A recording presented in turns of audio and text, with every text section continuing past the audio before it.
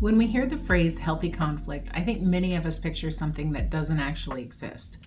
We imagine two people sitting calmly across from each other, carefully choosing their words, validating each other's feelings, and resolving everything before dinner. Now, we know that's not how relationships actually work. People get frustrated, people misunderstand each other, people get defensive.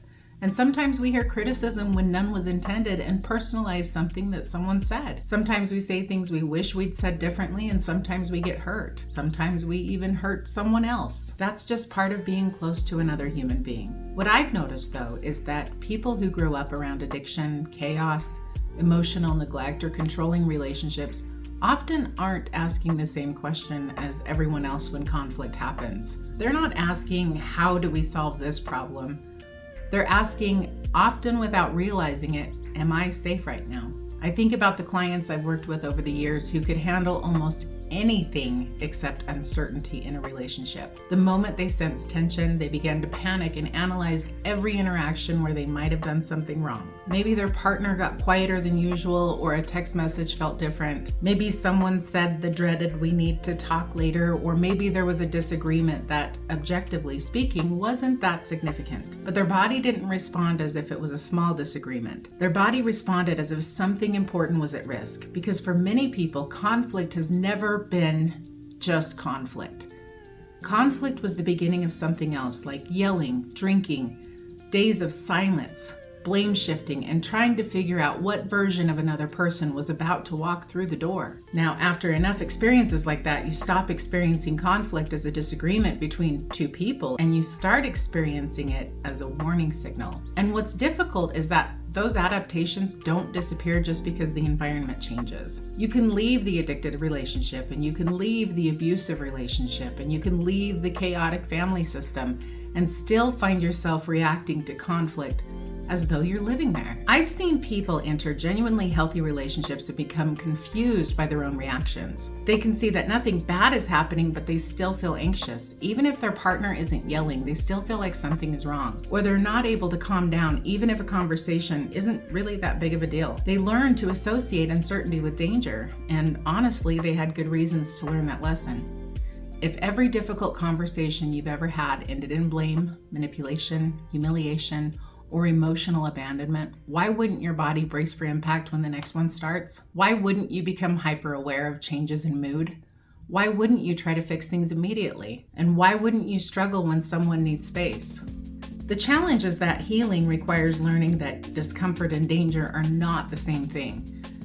And that's easier said than done, because healthy conflict is still uncomfortable. You can be in a deeply loving relationship and still have difficult conversations. You can be respected and still hear feedback that you don't like. And you can be emotionally safe and still feel hurt. You can disagree and still love each other. Now, for people coming out of unhealthy systems, this is a very foreign concept. Many of us learned that connection was conditional and only existed as long as everyone kept the peace, nobody's needs were inconvenient, and nobody upset the wrong person. So when we encounter healthier relationships, we often bring those expectations with us.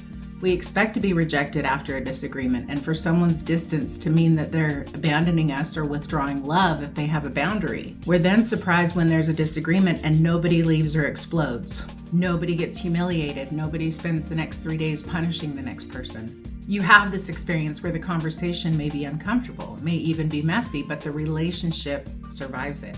And for some people, that can be one of the strangest experiences in the world. That's one of the reasons I really appreciate the work of John and Julie Gottman. They spent decades studying relationships, and one of the conclusions they reached was that successful couples are not people who avoid conflict. They're people who know how to repair. And that sounds simple until you realize how many people have never experienced genuine repair. We may have experienced apologies, but without change, just promises. We may have experienced blame disguised as accountability and then pressure to move on before healing actually occurred. But repair is different. Repair is when two people acknowledge that something happened between them and move toward reconnection instead of further away. Not perfectly or gracefully every time, but consistently. Because healthy conflict is never about staying perfectly regulated. It's about what happens when regulation breaks down. It's about whether the relationship has enough safety, enough humility, and enough care to find its way back. So maybe that's the question worth asking. When conflict happens in your relationships, what are you preparing for? Are you preparing for understanding, or are you preparing for survival? The answer to that question might tell us far more about our history than it does about the relationship sitting in front of us today. So what does healthy conflict actually look like? First, healthy conflict stays focused on understanding, not winning. People gather evidence, they build a case, they defend themselves, they cross-examine the other person, and try to prove who is right and who is wrong. Relationships aren't courtrooms. The goal shouldn't be to win. The goal should be to understand what happened between two people and figure out what needs to happen next. Instead of listening for weaknesses in someone's argument, start listening for what they're actually trying to communicate. Instead of preparing your defense, become curious. Instead of asking, how do I prove my point? Try asking, what am I missing here? The second thing healthy conflict requires is learning to tolerate emotional discomfort. This is where many of us struggle because when we're activated, we want relief. We want reassurance. We want certainty. We want the conversation finished immediately. But some of the healthiest things people can do in conflict are surprisingly simple. Slow down, take a breath, acknowledge you're getting overwhelmed, and pause before you say something you'll regret.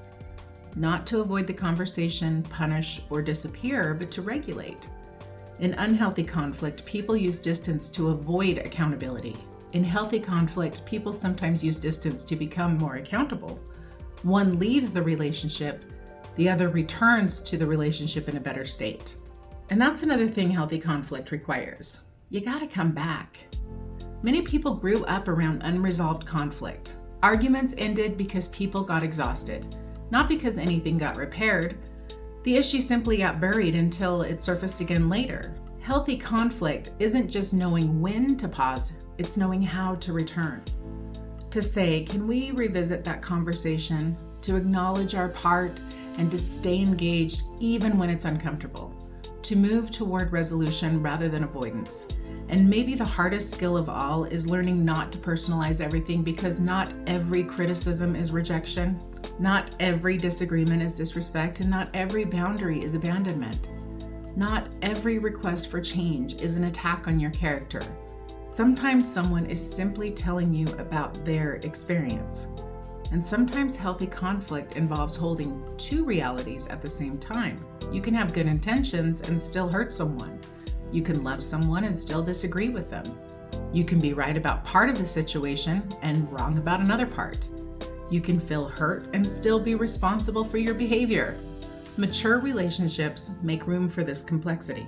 Now let's revisit repair. This is the part I think many people underestimate, because healthy conflict isn't really measured by how often couples disagree. It's measured by what happens afterward. Can someone acknowledge impact without immediately explaining away, or take responsibility without collapsing into shame?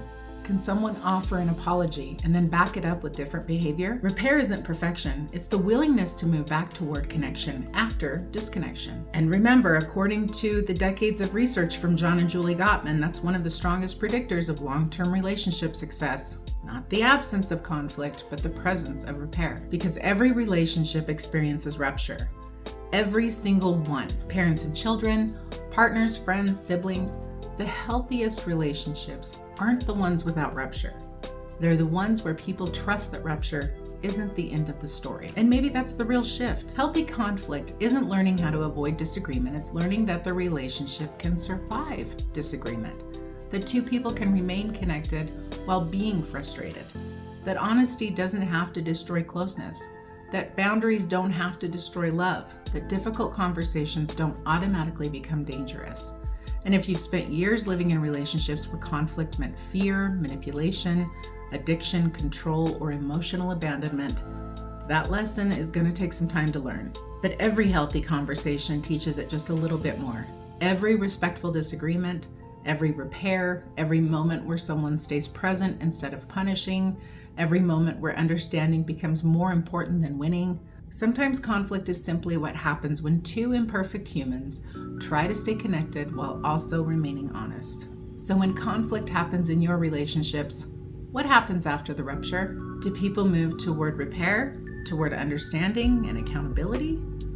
can both people remain emotionally real without fear of punishment or destruction? Or does conflict become a cycle of fear, shutdown, domination, blame, confusion, or emotional abandonment? Because healthy conflict isn't about never hurting each other.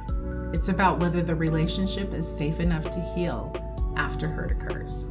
If you like the content in this video, please like, share, subscribe, leave a comment. Let me know, how do you resolve conflict in your relationships? What feels healthy? And maybe what have you recovered from a little bit? Always happy to have you here. Thanks for joining.